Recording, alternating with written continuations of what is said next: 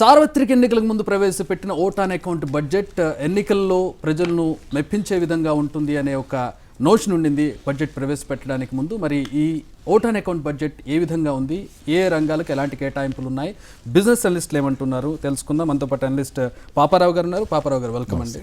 So చూసాం, గంటన్నర పాటు సాగింది నిర్మలా సీతారామన్ గారి ప్రసంగం ఓట్ ఆన్ అకౌంట్ బడ్జెట్ మీద. ఎట్లా ఉందనుకుంటున్నారు మీ అనాలిసిస్ ఏంటి క్లుప్తంగా, తర్వాత మనం డీప్గా వెళ్దాం.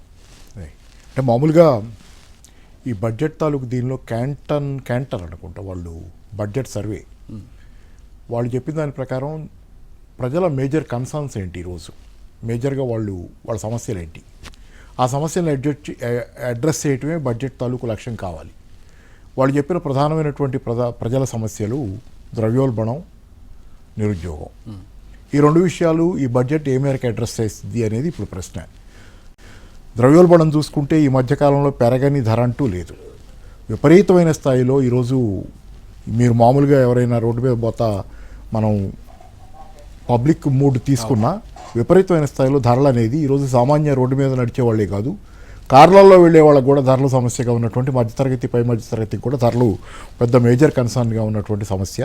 దానికి సంబంధించి ఈ బడ్జెట్లో ఏముందంటే ఒక్క విషయం మాత్రమే, భారత్ రైస్ అనే పేరుతో బియ్యాన్ని 29 రూపాయల కిలో ఇస్తామనేది అది మాత్రం ఉంది. మిగతా ఏ విషయంలో బియ్యం ఒక్కదాంతోనే అవ్వదు, బియ్యమో గోధుమలో ఒక్కదాంతోనే అవ్వదు కాబట్టి చాలా ఉన్నాయి. అన్ని ధరలు విపరీతంగా పెరిగినాయి కాబట్టి దాన్ని అడ్రస్ చేసిన దాఖలాలు లేవు. ఎందుకంటే మీరు బ్రీఫ్గానే అన్నారు కాబట్టి రెండోది, నిరుద్యోగానికి సంబంధించి ఈ బడ్జెట్లో ఏం అడ్రస్ అయిందో తెలియదు, కానీ అవి మాత్రం గతంలో వాళ్ళు ముద్రా లోన్స్ ఎంతమందికి ఇచ్చారు, తద్వారా ఎంతమంది సెటిల్ అయి ఉంటారని మనం ఊహించుకోవాలి.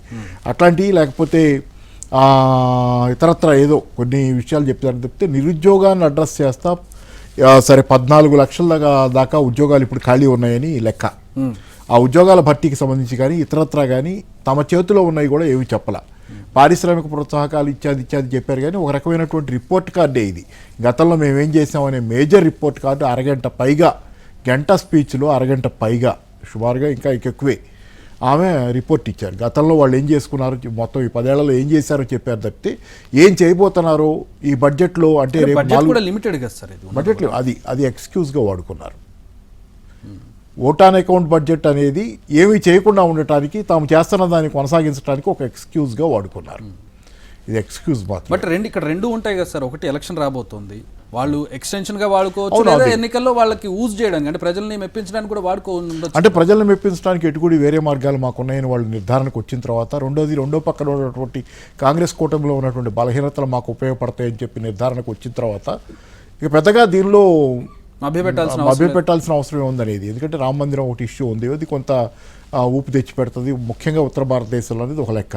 అలాగే రెండోది ఇతరత్ర ఈ మధ్య సిఐఏది ముందుకు తెచ్చారు కదా, సిటిజన్షిప్ అమెండ్మెంట్ యాక్ట్ అనేది, అలాగే ఇంకా జ్ఞానవాపి అని నడుస్తున్నాయి. అంటే ఇది తప్ప చర్చలో పోవట్లేదు, కానీ అన్నీ మాకేదో జనాల్లో మైలేజ్ తెచ్చి పెడతాయని ఒక ఎక్స్పెక్టేషను.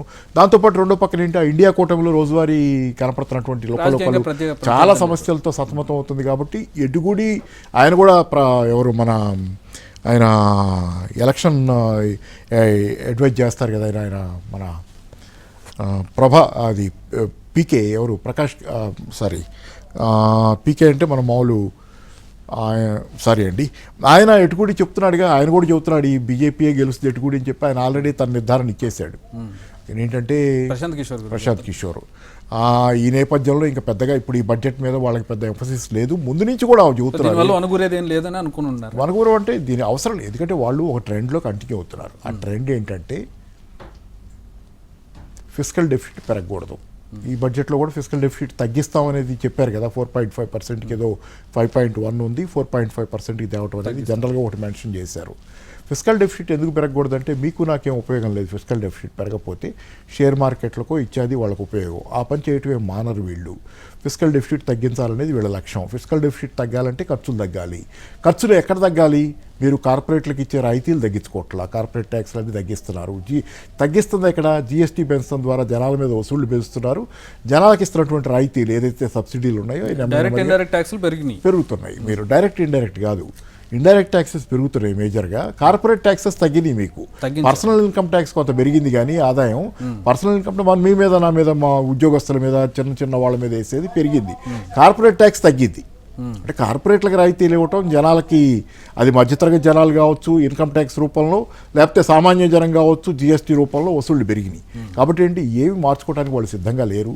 వచ్చిన ఆదాయంలో సింహభాగం ధనవంతులకి కార్పొరేట్లకు కేటాయించే లక్ష్యాన్ని కొనసాగిస్తా, అదే సమయంలో సబ్సిడీలు ఇచ్చామా కన్నీటి తుడుపు అనేది చేసామా అని అనిపించాలంటే ఈ బడ్జెట్లో ఓటాన్ అకౌంట్ అనే ఒక సాకు చెప్పి బడ్జెట్కు ముందే నిర్మలా సీతారామన్ గారు చెప్పారు చాలా రోజుల క్రితమే. ఏమనంటే ఈ బడ్జెట్లో పెద్ద సెన్సేషన్ ఏమి ఎక్స్పెక్ట్ చేయొద్దు, అంటే మేము ఇలాగే పర్లేదు మేము ఇట్లాగే చేస్తాం, సేమ్ బిల్ కంటిన్యూ. కానీ ఇక్కడ కొన్ని విషయాల మీద ప్రత్యేకంగా అడ్రస్ చేసినట్టు కనబడుతుంది. ఆవాస్ యోజన ఒకటి, మహిళల సంక్షేమానికి సంబంధించి. అంటే ఆవాస్ యోజనలో ఏం చెప్పారంటే 3 కోట్ల ఇళ్ళు ఇచ్చాం గ్రామీణ ప్రాంతాల్లో, ఆల్రెడీ నిర్మించి ఇచ్చాం, ఇంకో 2 ఏళ్లలో 2 కోట్లు ఇస్తాం అని చెప్పారు. అది కొట్ట అడ్రస్ అంటే ఇప్పుడు ఇంత చేస్తే కూడా రోజువారీ రాష్ట్ర ప్రభుత్వాలు ఇస్తున్నామని చెబుతుంటాయి. డబుల్ బెడ్రూమ్ అని కేసీఆర్ గారు ఉండగా ఇక్కడ చెప్పారు, లేకపోతే ఆంధ్రప్రదేశ్లో ఏదో పథకం నడుస్తుంటుంది.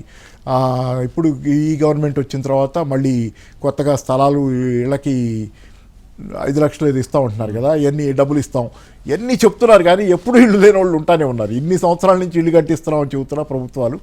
సో అది కొంత మిథ్య ఆ పథకాలన్నీ. ఇదంతా ఒకటైతే శశి థరూర్ అడ్రస్ చేశారు ఆయన ఒక విషయం. అంటే ఇదంతా బాగానే ఉంది, మీరు చెప్పే లెక్కలు బాగానే ఉన్నాయి, డౌన్ టు ది పిరమిడ్ వెళ్ళినప్పుడు కింద క్షేత్రస్థాయిలో ఆర్థిక అసమానతలు పెరిగిపోతూ ఉన్నాయి.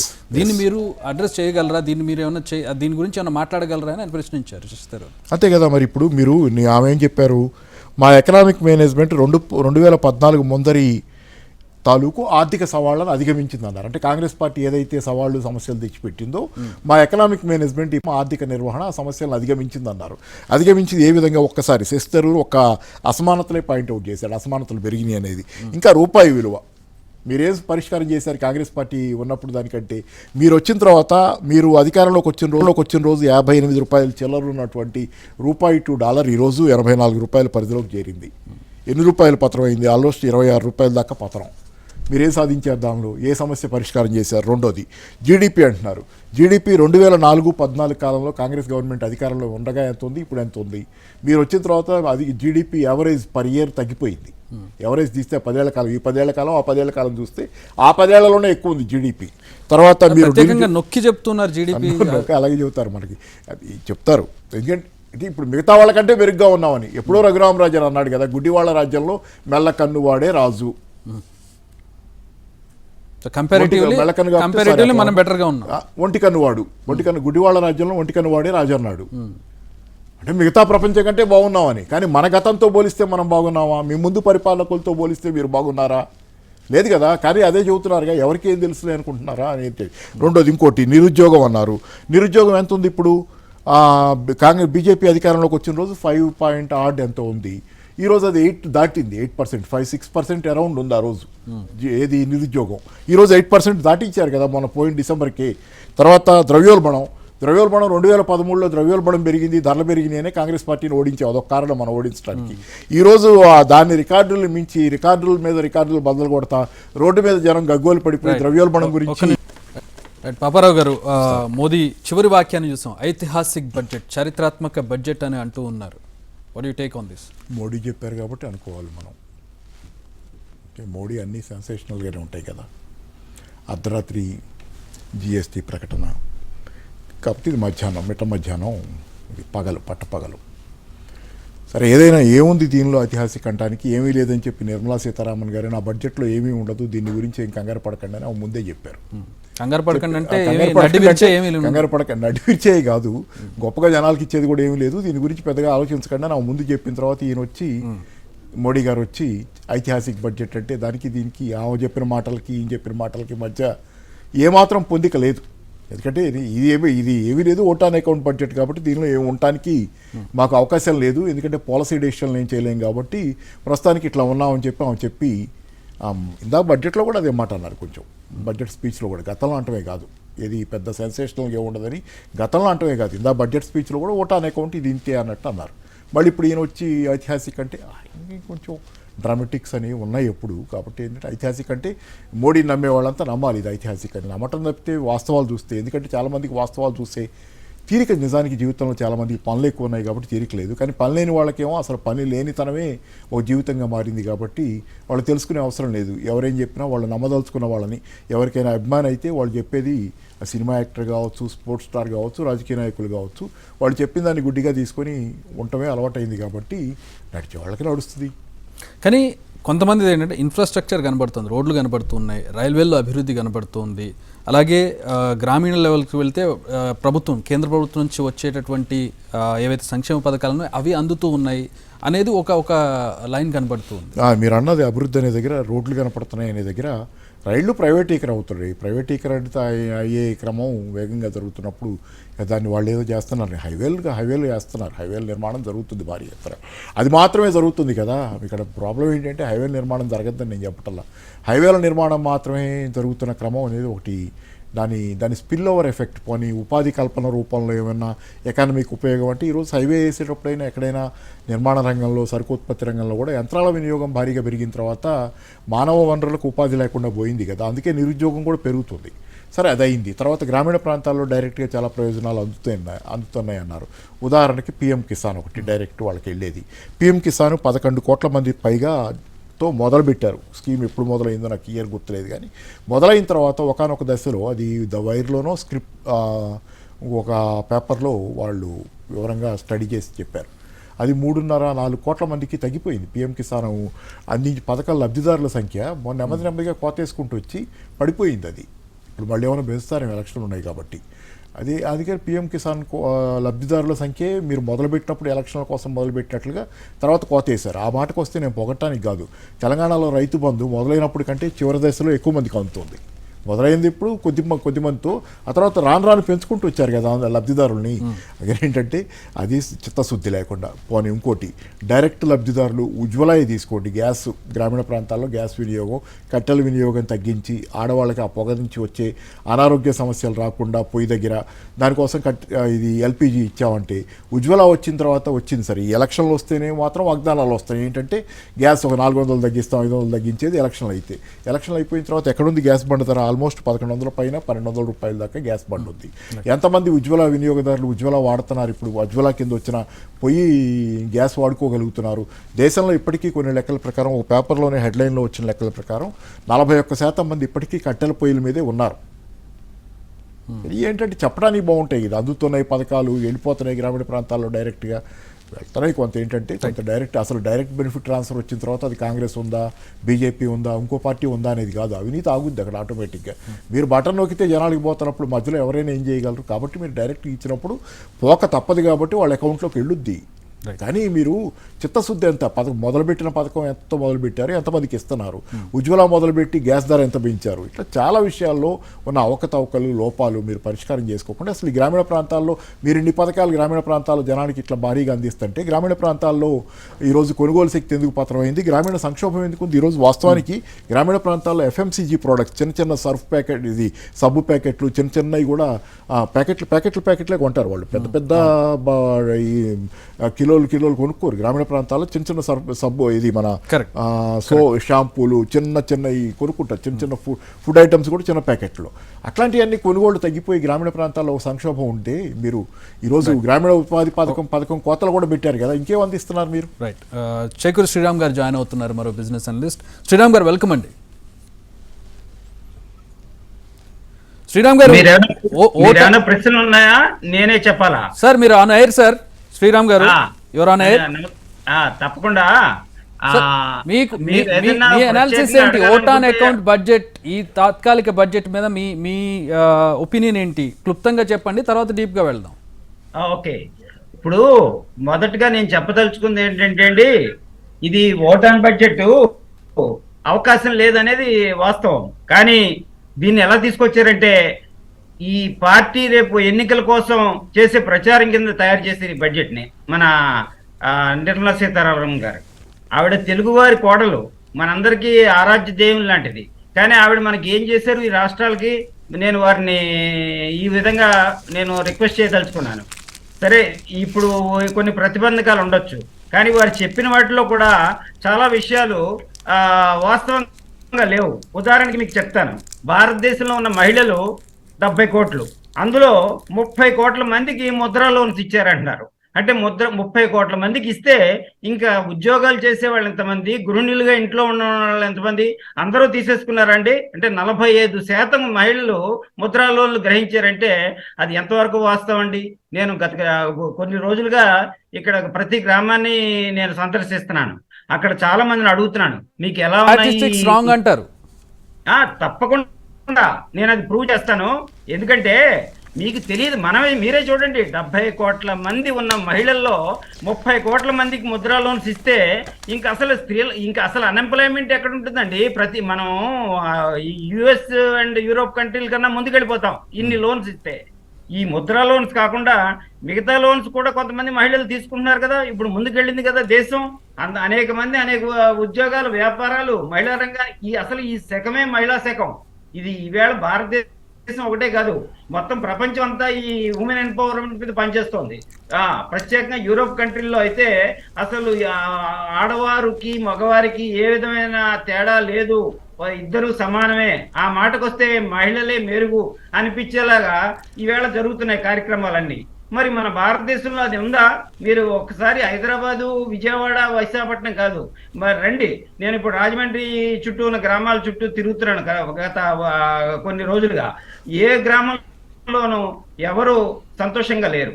మీరు చెప్పే పథకాలన్నీ ఏదో మనకి వినడానికి, చదువుకోవడానికి అందంగా ఉన్నాయి, కానీ మీకు ఒక్కొక్కటి నేను 2-3 చెప్తాను. ఉదాహరణకి ఈ పాడి రైతులకి అందరికీ ప్రత్యేకంగా డైరీ స్కీమ్ అన్నారు, గోకుల్ స్కీమ్ అంటున్నారు, అలాగే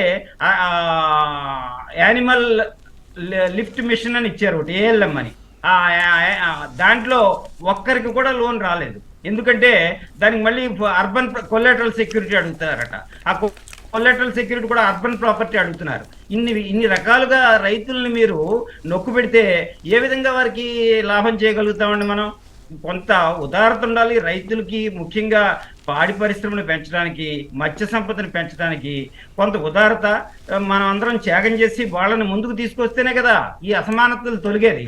అసమానతలు పెరుగుతున్నాయి సార్ మహానుభావ. మీరు చేసే పాలసీల వల్ల inequalities are increasing, not reducing. I want to tell you categorically. నేను ప్రత్యేకంగా ఖచ్చితంగా చూడగలిగాను కాబట్టి నేను ఇంత గుండె ధైర్యంతో మాట్లాడుతున్నాను. అలాగే మీరు ఆక్వారంగం అంటున్నారు, ఏదో 5 పార్కులు పెడతా ఉన్నారు. ఏం పార్కులు అయ్యి? ఎవరిని ఉద్ధరించడానికి? ఇక్కడ ఉన్న ఆక్వా రైతులు అందరితో నేను ప్రతి రైతు చెరువుకి వెళ్తున్నాను. అక్కడికి వెళ్తే వాళ్ళు చేపల చెరువులు దివాలా, రొయ్యల చెరువులు దివాలా. ఎందుకంటే ఫీడ్ రేట్ పెరిగిపోయింది, ఈ చేపల రేటు తగ్గిపోయింది, రొయ్యల రేటు అసలు వెళ్ళట్లేదు, ఎక్స్పోర్ట్ అవ్వట్లేదు. ఎలా బ్రతుకుతారు స్వామి వాళ్ళు? మీరు ఏమి చేస్తున్నారు? నేనేదో రాజకీయ ఉపన్యాసం ఇవ్వట్లేదు, ఒక ఆర్థిక శాస్త్రవేత్తగా మీ అందరికీ నేను ఎక్స్ప్లెయిన్ చేస్తున్నాను ఇందులో ఉన్న ఇబ్బందులు ఏంటో. సార్ మళ్ళీ శ్రీరామ్ గారు మళ్ళీ వస్తాను సార్ మీ దగ్గరికి. CI president, Hyderabad president Shekhar Reddy garu మనతో పాటు జాయిన్ అవుతున్నారు, కాన్ఫెడరేషన్ ఇండస్ట్రీ. శేఖర్ రెడ్డి గారు, మీ ఒపీనియన్ ఏంటి సార్? సిఐ ప్రెసిడెంట్ గా మీరు ఏం చెప్తారు? ఎట్లా ఉంది vote on account budget? Basically the interim budget we are not expecting major changes, but as usual ఇప్పుడు లాస్ట్ టైం ఒక 30% మన ఇన్ఫ్రాకు బడ్జెట్ పెంచారు, ఈసారి 11% వరకు పెంచినారు. It's a welcome step. అట్లే పిఎం ఆవాస్ యోజన కింద కూడా ఒక 2 crores హౌసెస్ అనౌన్స్ చేశారు. It's very very welcome step for the homeless people. తర్వాత కొత్త స్కీమ్ ఒకటి లాంచ్ చేస్తామన్నారు, middle class people housing scheme ఒకటి for the ownership of houses or rental వాళ్ళకు. we need to go the details of this scheme and it's a definitely I think that will boost the housing sector. తర్వాత ఈ railway corridors కూడా definitely that will reduce the logistic cost. మన manufacturers అంతా కూడా competitive ఉంటారు international మార్కెట్లో కూడా. తర్వాత ఈ long term interest free loans కూడా టూరిజం సెక్టర్కి ఇస్తామంటున్నారు. తర్వాత ఈ యొక్క డైరెక్ట్ ట్యాక్స్ ఏదైతే అసెస్మెంట్స్ లిటిగేషన్లో ఉన్నాయో అప్ టు 10,000, 25,000 డిఫరెంట్ ఫైనాన్షియల్ ఇయర్లో అబౌట్ ఒక 1 crore వరకు అసెస్ ఇస్తున్నారు. వాళ్ళందరికీ కూడా ఇప్పుడు ఒక విత్డ్రా చేసుకుంటామన్నారు. ఇట్స్ వెరీ అంటే ఇంతమంది లిటిగేషన్స్ అని క్లియర్ అయినాయి 1 stroke లా కాబట్టి it's also welcome step, ease of doing business అనుకోవచ్చు. తర్వాత the corpus fund for innovation also welcome. Then defence deep tech దానికి కూడా they are coming out with some funds. Research కూడా దిస్ ఆల్సో వెల్కమ్ స్టెప్ అండి. So మీరు చెప్పేదాని ప్రకారం మీరు సాటిస్ఫైడ్గా కనపడుతూ ఉన్నారు వచ్చిన బడ్జెట్కి సంబంధించి? శేఖర్ రెడ్డి గారు. అంటే ఇప్పుడు ఉన్న దాంట్లో ఈ ఫ్యూ మంత్స్ బడ్జెట్, ఇది ఇంట్రీమ్ బడ్జెట్ కాబట్టి so we can't expect anything more than this. And కాకపోతే ఏంటంటే ట్యాక్సెస్ జనరల్గా మనకు పర్సనల్ ట్యాక్స్లు ఇవన్నీ రిలీఫ్ గురించి జనరల్గా బడ్జెట్ అనగానే ప్రజలందరూ కూడా చూస్తుంటారు, పర్టికులర్ మిడిల్ క్లాస్ వాళ్ళు. అది this time they are not touch that personal tax structure ఏం టచ్ చేయలేదు. ఇక మిగిలిన అదర్ ట్యాక్సెస్ కూడా they are not touch it. And ఎంఎస్ఎంఈకి కొంత రిలీఫ్ ఉందని అనుకున్నాం, కానీ మరి ఇప్పుడు బ్రాడ్గా చూస్తే మాకు ఎక్కువ ఏం కనిపించలేదు ఎంఎస్ఎంఈలో. Okay, right. శేఖర్ రెడ్డి గారు, మళ్ళీ మీ దగ్గరికి వస్తాను. పాపారావు గారు, రైట్. ఇండస్ట్రీస్ పరంగా కొంచెం వాళ్ళ అంటే అటు కాకుండా ఇటు కాకుండా కనపడుతుందని చెప్తున్నారు. లేదు అంటే ఇండస్ట్రీ కానీ ఇప్పుడు శేఖర్ రెడ్డి గారు అయినా చాలా చిరకాల నుంచి పరిచితులే కదా. మామూలుగా ఏంటంటే ఏమాత్రం బాగుందని చెప్తారు కాబట్టి పారిశ్రామిక రంగంలో ఉన్న వాళ్ళు వాళ్ళ కంపల్షన్ కావచ్చు, లేకపోతే వాళ్ళకి నిజంగానే అది నచ్చి కావచ్చు. మామూలుగా ఏంటంటే బడ్జెట్ ఓకే అనిపిస్తే ఇంకా కాస్తే వాళ్ళకి బాగా బాగుంది అనేది వస్తుంది. ఆ వాయిస్ లేదు శేఖర్ రెడ్డి గారి దగ్గర నుంచి. ఈరోజు ఏంటంటే గృహ నిర్మాణానికి సంబంధించి రైల్వే లేదో కేటాయింపు, అది చెప్పాలి కొన్ని పాజిటివ్స్ కాబట్టి చెప్పినట్లు నాకు అనిపించింది. కానీ ఓవరాల్గా మీరు చూసుకునేటట్లయితే ఆయన ఉన్న దాంట్లో ఇంతే అనేది, ఆయన కూడా ఓటాన్ అకౌంట్ కాబట్టి అంటే వాళ్ళు చెప్పిన ఎక్స్క్యూజెస్ ఏవైతే ఉన్నాయో దాన్ని రిపీట్ చేయక తప్ప. అసలు బేసిక్గా ఓటాన్ అకౌంట్ నుంచి ఏం ఎక్స్పెక్ట్ చేయొచ్చు సార్ మనం? నిజంగా అయితే ఓటాన్ అకౌంట్కి 4 నెలల పాటు ఆ ఖర్చులు ఏదైతే పథకాలు ఉన్నాయో వాటికి ఖర్చులు కంటిన్యూ, అంటే ఏప్రిల్ 1 అయిపోతే మళ్ళీ ఇప్పుడు బడ్జెట్ పెట్టకపోతే ఏప్రిల్ 1 తర్వాత కొద్ది కాలం పాటు, లేకపోతే ఈ మధ్యలో ఏదైనా అవసరాలు అయితే ఆ అవసరాలకి డబ్బులు కేటాయింపు లేకపోతే కనుక మొత్తం స్తంభించిపోద్ది. కాబట్టి పరిస్థితి డబ్బుల కొరత రాకుండా పథకాలు ఇచ్చేది ఏదైతే కంటిన్యూ అవ్వాలో దానికోసం కేటాయించి పెట్టుకుంటారు. కేటాయించి ఓకే చేసి గ్రీన్ సిగ్నల్ ఇచ్చుకుంటారు. అంటే ఈ గ్రీన్ సిగ్నల్ ఇవ్వకపోతే కేటాయింపులు డబ్బులున్నా మీరు యూ కెనాట్ డూ. అందుకని అంతేగాని గ్రీన్ సిగ్నల్ కాబట్టి అంటే పాలసీ పరంగా. కానీ ఇప్పుడు ఈ రోజుల్లో ఇంకా ఇప్పుడు నేను అనేది ఏంటంటే ప్రతిదానిలోనూ ఎన్నికలు రాజకీయం వచ్చేసి అంతా చేసుకొని కావాలంటే ఏదైనా చేయగలిగే స్థితికి ప్రభుత్వాలు రాజకీయ నాయకులు మారిన తర్వాత ఇక్కడ ఏదో ఇందా మన శ్రీరామ్ గారు గ్రౌండ్ లెవెల్లో పాపం ఆయన తపన అనేది దానిలో మీకు కనపడుతుంది కదా. ఆయన చెప్పే దానిలో ఎంత బాధపడుతున్నారు జనాలు, అసమానతలు ఎలా పెరిగిపోయినాయి, సమస్యలు ఎలా పెరిగిపోయినాయి, మీరు గ్యారంటీలు ఎలా అడుగుతున్నారు కొన్ని లోన్స్కి, ఇట్లాంటివన్నీ చాలా దారుణమైనటువంటి ఇది వాస్తవం. ఇప్పుడు మనం ఇక్కడ హైదరాబాద్లో కూర్చొని నేను మాట్లాడటమే కాదు, గ్రౌండ్ లెవెల్ ఇప్పుడు నేను హైదరాబాద్లో కూర్చొని నేను చదివి మాట్లాడుతున్నా పుస్తకాల్లో లేకపోతే పేపర్లో చదివి. కానీ గ్రౌండ్ లెవెల్ నుంచి వచ్చి ఈ మ్యాచ్ అవుట్లో మీకు చూడండి, నేను చెప్పిన దానికంటే ఆయన ఇచ్చిన రిపోర్ట్ ఇంకా చాలా హృదయ విదారకంగా ఉన్నటువంటి పరిస్థితి గ్రామీణ ప్రాంతాల్లో కానీ ప్రజల్లో కానీ ఎంత అసంతృప్తి తీవ్రంగా ఉందనేది శ్రీరామ్ గారి వాయిస్ చెప్తుంది మీకు. కానీ ఆయనేమి రాజకీయ నాయకుడు కాదు కదా. సో ఫ్యూ మంత్స్ కోసం వచ్చే ఈ ఓటాన్ అకౌంట్ బడ్జెట్ కి ఇంత హైప్ క్రియేట్ అవ్వడం కానివ్వండి, దాని నుంచి జనరల్గా ఎక్స్పెక్ట్ చేయడం అంటే మనకి సమస్యలు ఉన్నప్పుడు ఏదో ఒకటి జరగకపోద్దా, ఏదైనా జరుగుద్దని ఆశ ఉంటుంది కదా సార్. అందుకని జనాలు ఎక్స్పెక్ట్ చేస్తారు. మనం కూడా ఏంటంటే జనాల సమస్యలు చూసినప్పుడు వీటికి ఏమైనా చేస్తారు. క్యాంపెయిన్ కూడా అట్లాగే జరుగుతుంది అనుకుంటా. క్యాంపెయిన్ అంటే మీడియా ఇప్పుడు జనాల సమస్యలకు మీడియా రియాక్ట్ అవ్వాలి. మొన్న క్యాంటర్ ఏదో సర్వే చెప్పే కదా నేను, ప్రజల సమస్యలు మేజర్గా వాళ్ళు తీసుకొచ్చినాయి ఏంటంటే ఈ బడ్జెట్లో సమస్యలుగా ముందుకు వచ్చాయి, ఈ బడ్జెట్లో అడ్రస్ అవుతాయి అని జనాలు అనుకుంటున్నాయి. ఏంటంటే నిరుద్యోగం ప్లస్ ద్రవ్యోల్బణం చాలా మేజర్ ఇష్యూస్ అయ్యి, ఈరోజు చెన్నై కాదు చాలా మేజర్ ఇష్యూస్ అయ్యి కుతలం అయిపోతుంది ఆర్థిక వ్యవస్థ. జనాల సమస్యలు అంత తీవ్రంగా ఉన్నాయి, ధరలు కానీ ఇట్లాంటి కానీ చాలా తిండి తగ్గించుకుంటున్నారు జనాలు. అంతకుముందు కొన్నాన్ని మీరు రీటైల్ షాపులకు పోయి కనుక బియ్యం షాపులో ఇంకో షాపులో నిత్యావసరాల షాపుల్లో మైకులు పెడితే ఓనర్లు చెబుతారు మీకు ఎలా ఉన్నాయో. జనం అంతకుముందు నెలవారీ కొనుక్కెళ్ళేవాళ్ళు 15 రోజులకు కొనుక్కెళ్ళటం, రోజువారీ కొనుక్కెళ్ళేవాళ్ళు పెరగటం, ఇట్లాంటివన్నీ చాలా సమస్యలు ఉన్నాయి సార్. అందుకని ఏంటంటే this such a big problem, we're in economic crisis ఒక రకంగా ప్రజల జీవితాల్లో. కానీ అట్లాంటిది మరి ఆయన గ్రౌండ్ లెవెల్. అందుకని ఏంటంటే శ్రీరామ్ గారు ఇంత లిమిటెడ్ బడ్జెట్ ఓటాన్ అకౌంట్ బడ్జెట్లో ఏం ఎక్స్పెక్ట్ చేయొచ్చు? ఆ ఎక్స్పెక్టేషన్స్కి రీచ్ అయిందా బడ్జెట్? మీరు మొదట అర్థం చేసుకోవాల్సింది ఏంటంటే మీరు ఓటాన్ అకౌంట్ బడ్జెట్ అంటే మీరు ఓన్లీ మీ ఖర్చులు ఏంటో చెప్పండి, దానికి రాబడి ఏంటో మీరు బ్యాలెన్స్ చేసుకోండి, అది చెప్పండి. అంతేగాని మీరు ఏదో ఇది చేసేసాం అవి చేసేసాం అని ఇదంతా మాకెందుకు? ప్రజలకు మేము సామాన్య మానవులకి సామాన్య ప్రజానీకానికి ఈ బడ్జెట్ స్పీచ్ అంటే ఇది ఎలక్షన్ మేనిఫెస్టో అండి. మీ అందరికీ మీరు ఏం చేశారో చెప్తున్నారు, ఏం చేయబోతున్నారో ఏం చెప్పట్లేదు. అంటే చేసేసాం ఇవన్నీ ఇంకా చేసేస్తాం అన్నారు. ఎక్కడ చేశారు? అది మేము అడిగేది ఏంటంటే ఇది పూర్తిగా ఏమైందంటే గ్రామీణ వ్యవస్థను నిర్లక్ష్యం చేస్తున్నాయి ప్రతి ప్రభుత్వం కూడా. ఇది ఓన్లీ కేవలం బీజేపీ కాదు, ఏ ప్రభుత్వం వచ్చినా ఈ గ్రామీణ వ్యవస్థను పూర్తిగా లేపడానికి పైకి తీసుకురావడానికి ప్రయత్నాలు జరగట్లేదు. ఎందుకంటే మీరు ఈవేళ నిర్మల గారు చెప్పారు ఏమని, యువతకి 25 లక్షల కోట్ల ముద్రా లోన్స్ ఇచ్చామంటున్నారండి. 25 లక్షల కోట్ల ముద్రా లోన్లు ఇస్తే మరి నిరుద్యోగం యువతలో 40% ఎందుకు చేరిందండి? అన్ని దేశాల కన్నా మన భారతదేశం ఎందుకు పైకెళ్ళింది? అది మీరు కొంచెం వారిని చూడమని నేను ఒకసారి వెరిఫై చేయమనండి. ఈ ఇచ్చిన స్టాటిస్టిక్స్ అన్ని కరెక్ట్ గా ఉన్నాయా లేవా అనేది. అదే కాకుండా 2-3 విషయాలు ఎక్స్ట్రాగా వెళ్ళారు వారు. ఏంటంటే ద్రవ్యోల్బణం గురించి చెప్పారు. ఈ ద్రవ్యోల్బణం 5.1%, 5.5% అనేది ఇది నా వాస్తవం కాదు కాదు కాదు. ఎందుకంటే ఇది నేను చూస్తున్నాను, ఈ పల్లెటూరులో కూడా కాయగూరల ధరలు కేజీ 80-100కి వెళ్తున్నాయి. హైదరాబాద్లో ఎక్కువ అనుకునేవాళ్ళం, ఇప్పుడు ఇక్కడ అంతకన్నా పోటీ పడుతున్నాయి. అలాగే పప్పులు, ఉప్పులు, బియ్యం ఎక్కడ కూడా ధరలు పెరిగినాయి, కానీ చక్కెర ఏది కూడా ఫుడ్ ఇన్ఫ్లేషన్ కంప్లీట్గా పెరిగిపోయింది, నో డౌట్. ఇంకా అదర్స్ ఇవి మీరు చూస్తారు. ఈ ఓన్లీ రియల్ ఎస్టేట్ రంగం బాగుపడుతోంది కొంతవరకు, అన్ని చోట్ల ఫ్లాట్లు కడుతున్నారు. కానీ వాటిని ఆక్యుపై చేయడానికి బ్యాంకుల నుంచి పూర్తిగా సదుపాయాలు లేక చాలా ఫ్లాట్లు ఖాళీగా ఉండే పరిస్థితి హైదరాబాదే కాదు, ఈ మధ్య తరగతి పట్టణాలైన రాజమండ్రి, కాకినాడ లాంటి ఊళ్ళలో కూడా విపరీతంగా ఉన్నాయి.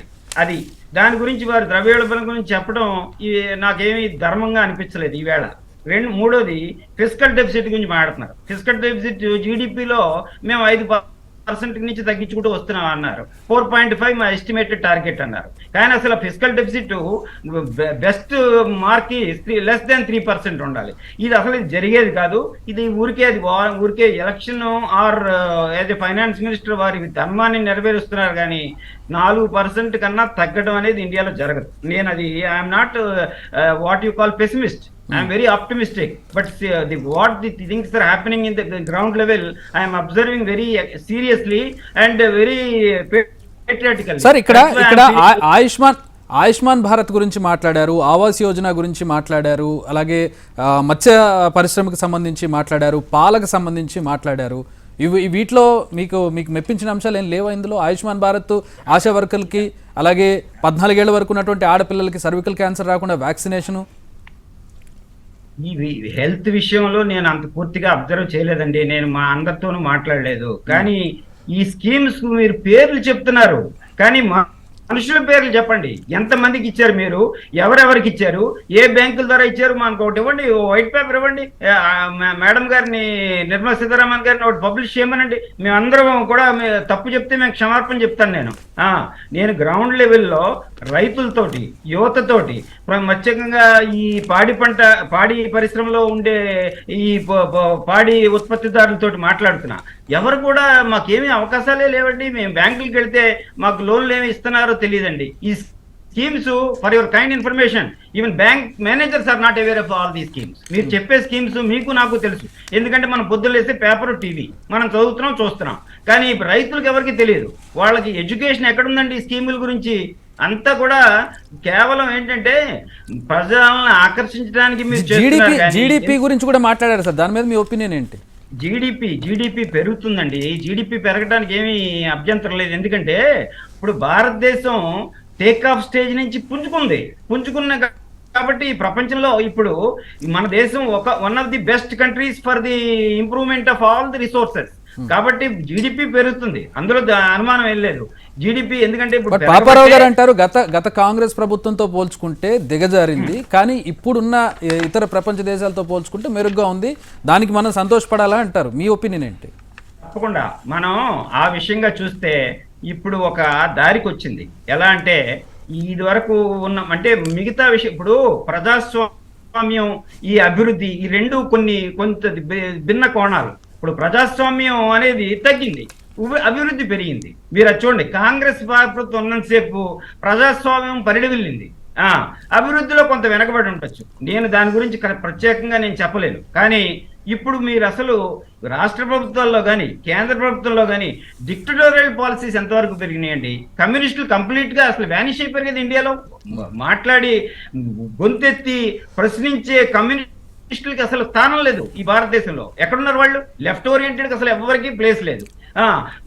ఈ ఆంధ్ర కానీ తెలంగాణ అంటే వాళ్ళని సప్రెస్ చేశారా? వాళ్ళే విరమించుకున్నారు అనుకుంటున్నారు ఏంటి? వాళ్ళేం విరమించుకోలేదు మహానుభావ. మనం రాజకీయాలు చేస్తున్నాం, ధన రాజకీయాల్లోకి వెళ్ళిపోయాం. కానీ ఈ రోజు సిలిండర్ ధర పెరిగితే రోడ్డెక్కి పోరాడడం కానీ, నిత్యావసరాల ధరలు పెడితే రోడ్డెక్కి పోరాడడం కానీ, అరెస్టులు కానీ, ధర్నాలు కానీ ఏం కనపడుతున్నాయి మీకు? మీరు అదేంటంటే పార్టీల ఉనికి కోసం పేడ్ ఆర్టిస్టుల చేత చేస్తున్నారు ఎక్కువగా, అంతేగాని నిజమైన రెవల్యూషన్ నిజమైన పోరాటాలు చేస్తున్నారు ఎంతమంది ఉన్నారు మీరు చూడండి. మీరు ప్రత్యక్షంగా మీరు చూడండి అది వెళ్ళి ఏది అసలు ఇది వరకు మనకి ఎలా జరిగేది, మన చిన్నతనంలో కమ్యూనిస్టులు అంటే వణికిపోయేవాళ్ళం, ఎందుకంటే వాళ్ళ పోరాటం ప్రత్యేకంగా ప్రభుత్వాన్ని నిలదీసేవాళ్ళు. ఇక్కడ మాకు అప్పుడు కమ్యూనిస్టులు, మా చిన్నతనంలో కమ్యూనిస్టు ఎమ్మెల్యే గారు ఉండేవాళ్ళు రాజమండ్రిలో, వారు ప్రత్యేకంగా బ్రహ్మానంద రెడ్డి గారి మీద పోరాటం చేసి ఆయన మంచి పేరు తెచ్చుకున్నారు వాళ్ళంతా. వారు కానీ వెస్ట్ గోదావరిలో కానీ రామం గారు కానీ ఇంక ఇట్లా చాలా మంది గొప్ప కమ్యూనిస్టులు ఉండేవాళ్ళు, వాళ్ళ వల్ల పోరాటాలు జరిగాయి. ఇప్పుడు గొప్పవాళ్ళు లేరని నేను చెప్పట్లేదు, కానీ గొప్పగా పోరాటాలు జరగట్లేదు. కారణం ఎందుకంటే ప్రభుత్వాలు అనేక విధాలుగా సప్రెస్ చేస్తూ వాళ్ళ యొక్క కార్యక్రమాలను జరిపించుకుంటున్నారు. కానీ ఎందుకు మనకు హైదరాబాద్ లోనే మీరు చూడండి, ఆ ధర్నా చౌక్ ని కేసీఆర్ గారు బ్యాన్ చేస్తే ఎవరేం చేయగలిగారు, ఎవరైనా ఆపగలిగారా? కోర్టులు కానీ లేకపోతే ప్రజల సంఘాలు కానీ ఏమైనా చేయగలిగారా? ఆర్టీసీ స్ట్రైక్ ఎన్ని రోజులు జరిగిందండి? రైట్ సార్, రైట్ సార్, మనకి డివియేట్ అవుతుంది. రైట్, మళ్ళీ బడ్జెట్లోకి వద్దాం. పాపారావు గారు, పాపారావు గారు టూరిజం గురించి మాట్లాడారు, ప్రత్యేకంగా లక్షద్వీప్ గురించి. ఇందులో అంటే దేని గురించి సబ్జెక్టివ్ గా మాట్లాడకపోయినా లక్షద్వీప్ గురించి ప్రస్తావించారు. మన జరిగిన ఇష్యూ తర్వాత చూస్తే మాల్దీవ్స్ గొడవ తర్వాత లక్షద్వీప్ అనేది ఒక పేట్రియాటిక్ సింబల్ గా మార్చారు దాన్ని. అయితే లక్షద్వీప్లో సమస్యలు చెప్పారు కొన్ని. మధ్యకాలంలో నీళ్లు సరిగ్గా లేవు, ఉప్పు నీళ్లు, మళ్ళీ సెలైనేషన్, దాన్ని సెలైన్ వాటర్ని మామూలు ప్రాక్టికల్గా సమస్యలు ఉన్నాయి. ఇజ్రాయెల్ నుంచి తెచ్చుకోవడానికి ఏదో ప్రయత్నాలు, చాలా ప్రాబ్లమ్స్ ఉన్నాయని అతను చెప్పినంత కంఫర్టబుల్గా లేదనేది. సరే, అయితే మంచిదే, లక్షద్వీప్కు పెరగాలి, మనకు మంచిదే. కానీ ఏంటంటే ఈ మధ్యకాలంలోనే ఒక పత్రికలో వచ్చిన వ్యాసంలో మాల్దీవ్స్ని మరీ అంత తొందరపడి మనం దూరం చేసుకోవద్దనేది ఒకటి. ఎందుకంటే అక్కడ అపోజిషన్లో ఉన్నటువంటి ఒక పార్టీ, డెమోక్రటిక్ పార్టీ ఏదో ఉంది, అది మనకి అనుకూలంగానే ఉంది ఆ పార్టీ. మనం తొందరపడి దేశాన్ని ప్రజల్ని దూరం చేసుకుంటే పోటాపోటీగా దానిలోకి దిగి అక్కడ మనకు అనుకూలమైన వాళ్ళు కూడా ఉన్నారు, అటు పూర్తిగా దేశం అంతా మనకు వ్యతిరేకంగా కాదు, అందుకని తొందరపడి చేయొద్దు. ఇట్లాంటి అనేది నీజర్క్ రియాక్షన్ లాంటి ఇట్లాంటివన్నీ తర్వాత సమస్యలు తెచ్చిపెడతాయి. Just you have to be patient. శ్రీలంకలో కూడా చాలా మార్పులు జరిగింది, ఇక్కడే కదా, అక్కడ కూడా సమస్యలు తెచ్చిపెట్టారు, పార్లమెంట్లో చూసాం కదా. అందుకని ఏంటంటే ఇక్కడ శ్రీలంకలో కూడా మనకి ఒక ప్రభుత్వం ఉంటే అనుకూలంగా ఉంది, ఒక ప్రభుత్వం అనుకూలంగా లేదు. నేపాల్లో ఆయనతో ముందు మావోయిస్ట్ ఆయన ప్రచండ కొంత మనకు అనుకూలంగా ఉంటాడు, వేరే వాళ్ళ యూపీఐ మామూలు వేరే కమ్యూనిస్ట్ పార్టీలు అనుకూలంగా ఉండవు. ఇట్లా మారుతూ ఉంటాయి ట్రెండ్స్. కాబట్టి మనం ఓవరాల్గా మరీ అగ్రెసివ్గా పోతే జనాల్లో వ్యతిరేకత తెచ్చిపెడితే తర్వాత కష్టం మనకి కాదు. ఒకటి కొంత సరే, ఏదైనా సమస్యలు ఏంటంటే లక్షద్వీప్ ఒక్కదాని టూరిజంతోనే ఈ దేశం నడవదు కదా. నేను అనేది ఏంటంటే ఇంతది చాలా ఉన్నాయి. టూరిజం దగ్గరికి వస్తే చాలా మాట్లాడుకోవాల్సినవి ఉన్నాయి, దేశంలో చేయాల్సినవి చాలా ఉన్నాయి. ఇప్పుడు వందే భారత్ రైళ్లు వేస్తున్నారు, కానీ వందే భారత్ రైలు కాస్ట్లీ. చాలామంది అసలు అంటే ఒక ఫ్లైట్ ఛార్జీతో సమానంగా కొన్ని విషయాల్లో, దాని ఎగ్జిక్యూటివ్ క్లాస్ అయితే ఫ్లైట్ ఛార్జీతో సమానంగా ఉందనే ఆరోపణలు బలంగానే ఉన్నాయి. అది కొంచెం కష్టమే ప్రయాణం చేసినట్టు అవుతుంది తప్పితే ప్రయాణం చేయదలుచుకుంటే, లేకపోతే కొన్ని చోట్ల ఫ్లైటే కంఫర్టబుల్లా అనే పరిస్థితి కూడా ఉంది. అందుకని ఏంటంటే చాలా విషయాలు ఏంటంటే మనం తొందరపడుతున్నాం. మన దేశం ఏంటి, జనాల పరిస్థితి ఏంటి, వాళ్ళకి ముందు కావాల్సినవి ఏంటి, తర్వాత తీసుకెళ్దాం నెమ్మదిగా పై స్టెప్కి తీసుకెళ్ళి వందే భారత్లో అందరు ఎక్కగలిగే స్టేజ్ వస్తే మంచిదే. కానీ ఏంటంటే ఉట్టికెక్కలేనేమో స్వర్గానికి ఎక్కినట్టు ఈ జనాన్ని మనం ఎంతమంది ఈరోజు దాన్ని చాలా అసహ్యంగా మాట్లాడిన వాళ్ళు కూడా ఉన్నారు కదా, క్యాటిల్ క్లాస్ అని. జనాలు ఈ రోజు ఉన్న పరిస్థితి ఏంటంటే చాలా రాష్ట్రాల్లో కానీ చాలా చోట్ల కానీ విపరీతమైన స్థాయిలో తొక్కుకుంటా జనరల్ కంపార్ట్మెంట్లో ప్రయాణం చేసే అవసరాలు ఉన్నటువంటి, అంతకు దాటి పోలేనటువంటి జనాలు ఉన్న స్టేజ్లో మనం ఏం మాట్లాడినా ఏంటంటే ఈ టూరిజం ఇవన్నీ ఏంటంటే ఏయిజం. చంద్రబాబు ఒకప్పుడు మాట్లాడింది, మళ్ళీ నేను వేరే ఉద్దేశం ఏం కాదు, కానీ ఏయిజం లేదు ఇక్కడ. ఇందాక పాపం పెద్దలు శ్రీరామ్ గారు చెప్పారు కదా, అన్ని ఇజాలు పోయినాయి, నాశనం చేసేసారు, ఇజాలన్నీ పోయిన పరిస్థితి. అంటే కమ్యూనిజం లేదు, మాట్లాడేవాళ్ళు లేడు, అది కమ్యూనిజం లేకపోవడం మాట్లాడేవాళ్ళు లేరు అనేది ఆయన చెప్పింది. అంటే అన్ని ఇజాలని నాశనం చేసి టూరిజం తెచ్చి బాగా దీని మీద దేశం నడవదు. ప్రజల నిత్య జీవితంలో సామాన్య ప్రజల సమస్యల్ని పరిష్కారం చేయకుండా ఊరు దాటి బయటికి పోలేని వాళ్ళు, కాలు పెట్టలేని వాళ్ళు చాలామంది, డబ్బులు లేక అసలు ఎక్కడున్నాళ్ళు అక్కడ బావుల్లో కప్పలాగా మారిపోయిన జనాల జీవితాల చోట టూరిజం గురించి, ఈజం గురించి, ఐజం గురించి అనవసరం మాట్లాడటం ఇట్లాంటి వాటి గురించి. Thank you very much Paparao garu, thank you very much Sriram garu. అది మొత్తంగా భూటాన్ అకౌంట్ బడ్జెట్కి సంబంధించి అంటే ఎక్కువగా భారం వేసింది లేదు, అలాగని మెప్పించినటువంటి పరిస్థితి కూడా లేదు. కాకపోతే దీనికి మాత్రం ప్రచారం ఎక్కువగా జరిగింది, అలాగే చేసిన విషయాలను ఎక్కువగా చెప్పుకున్నారనే ఒక అభిప్రాయాన్ని కూడా వ్యక్తం